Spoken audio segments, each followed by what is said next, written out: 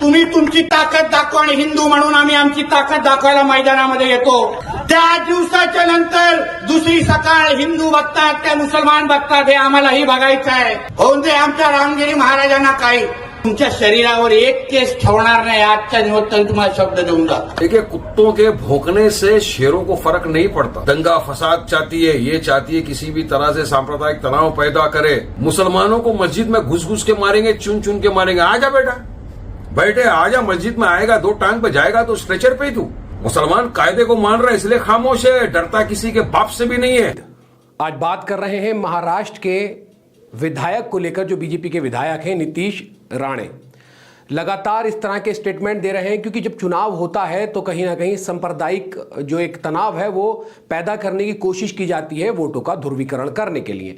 लेकिन नीतीश राणे यही नहीं रुकते हैं। पहले वो कहते हैं कि मुसलमानों को मस्जिद में घुस घुस के मारेंगे। अब उन्होंने एक सभा के दौरान शामली में ये बयान दिया है कि 2 घंटे के लिए या 24 घंटे के लिए प्रशासन को अलग हटा दीजिए और ये देख लेंगे कि कौन बड़ा है।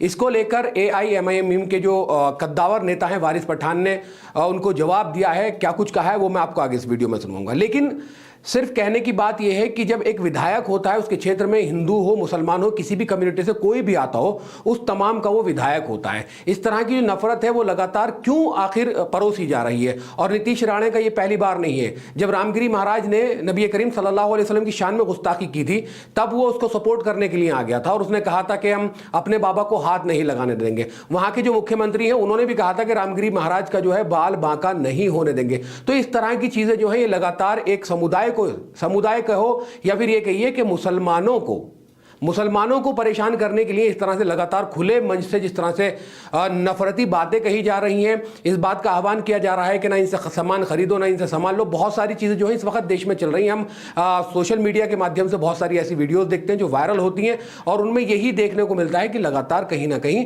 एक समुदाय विशेष को जो है वो टारगेट किया जा रहा है और पानी उनके सर से जो है वो कुदाया जा रहा है और कहीं ना कहीं ये जो है सांप्रदायिक वाली जो लड़ाई है इसको छेड़ने की कोशिश की जा रही है। तो ये पहली बार नहीं है कि नीतीश राणे ने जो है इस तरह का बयान दिया है। नीतीश राणे लगातार महाराष्ट्र में जो है उनके खिलाफ हालांकि FIR भी हुई है लेकिन उनकी गिरफ्तारी नहीं हो रही है। इस तमाम जो उनके बयान है इनको लेकर वारिस पठान क्या कुछ कह रहे हैं, आइए सुनिए वारिस पठान ने क्या कहा है। देखिए, कुत्तों के भौंकने से शेरों को फर्क नहीं पड़ता। इनको आदत हो गई है, आए दिन इस तरह की अनाप शनाप बकवासबाजी करते रहते हैं। मैं पहले से कह रहा हूं, आज फिर बोल रहा हूं, ये भाजपा महाराष्ट्र के चुनाव के पहले महाराष्ट्र राज्य का वातावरण खराब करना चाहती है।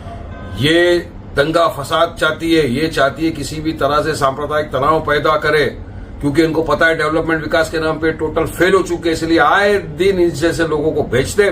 पहले भी रामगिरी ने हमारे हुजूर मोहम्मद मुस्तफा सल्लल्लाहु अलैहि वसल्लम की शान में गुस्ताखी की, हमने FIR किया, एहतजाज किया, लेकिन आज तक उसको अरेस्ट नहीं करते। यहां तक कि महाराष्ट्र के मुख्यमंत्री शिंदे जी कहते हैं कि इसका बाल बांका नहीं होने देंगे। अरे इसने दिलों को ठेस पहुंचाई है दुनिया भर के मुसलमानों को, आप उसका कुछ नहीं करते। यही राणे पिछली बार भी कहा था मुसलमानों को मस्जिद में घुस घुस के मारेंगे, चुन चुन के मारेंगे। आजा बेटा, बैठे आजा, मस्जिद में आएगा, 2 टांग पे जाएगा तो स्ट्रेचर पे ही तू। डरते नहीं है, हम चुड़िया पहन के नहीं बैठे, हम तुम कायदे कानून का पालन करते हैं, इसके लिए खामोश बैठे। और हमारी खामोशी का इतना इम्तिहान मत लो। मुसलमान कायदे को मान रहा है इसलिए खामोश है, डरता किसी के बाप से भी नहीं है। और ये भी क्या कहा, 24 घंटे के लिए पुलिस को हटा दो, हम दिखा देंगे कौन बड़ा है छोटा है। हाँ, ये अल्फाज अगर वारिस पठान बोला होता तो अब तक मुझे उठा के जेल में डाल देते।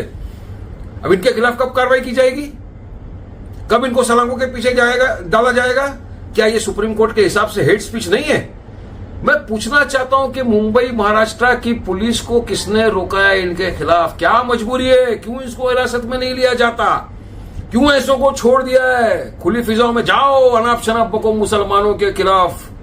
तो ये चाहते हैं कि महाराष्ट्र का वातावरण बिगड़े इस तरह, इसलिए बीजेपी इस तरह की ऊंची हरकत पे उतर आई है। हम चाहेंगे कि महाराष्ट्र की DGP, चीफ मिनिस्टर संज्ञान ले इस बात का और फौरी तौर से इसके ऊपर कार्रवाई करो, इसको उठा के जेल में डालो, वरना पूरी तरह से महाराष्ट्र के अंदर हिंसा फैलाने की काम कर रहे हैं ये लोग। क्या करेगा 24 घंटे के अंदर? पुलिस को हटा के सबको मार डालेंगे। आओ मार डालो। हाँ, क्या समझते तुम हम लोगों को? ये बंद करो बकवासबाजी तुम्हारी। सरकार का मैं बोलना चाहता हूं आपके माध्यम से, फौरन इसको हिरासत में लो और इस तरह की बयानबाजी को सरकार बंद करे, ये हमारा बोलना है। डॉक्टर राहत इंदौरी साहब ने क्या खूब कहा था कि सरहदों पे तनाव है क्या, पता करो चुनाव है क्या, ऐसा कुछ एक शेर उन्होंने कहा था। तो लगातार जिस तरह से चुनाव के करीब जब मामला आता है तो पूरा हिंदुस्तान की आवाम जानती है कि जब चुनाव को भुनाने के लिए इस तरह के स्टेटमेंट आते हैं कि कोई ना कोई मामला बिगड़ जाए और उससे कहीं ना कहीं इलेक्शन को इधर से उधर पलट दिया जाए, तो लगातार सिर्फ और सिर्फ मुसलमानों को ही हर जगह इस तरह से प्रताड़ित करना, यह अपने आप में पूरे देश के अंदर आज सवाल खड़ा हो चुका है और ये पूरा हिंदुस्तान देख रहा है। और अब तो बातें हिंदुस्तान से बाहर भी जाने लगी हैं, बाहर के लोग भी इस बात को लेकर तानाकशी करने लगे हैं कि हिंदुस्तान में जो है मुसलमान कहीं ना कहीं परेशान है। अगर आपको ये वीडियो पसंद आई है तो वीडियो को लाइक कर दें, वीडियो को शेयर कर दें और वीडियो पे कमेंट्स करके अपनी राय जरूर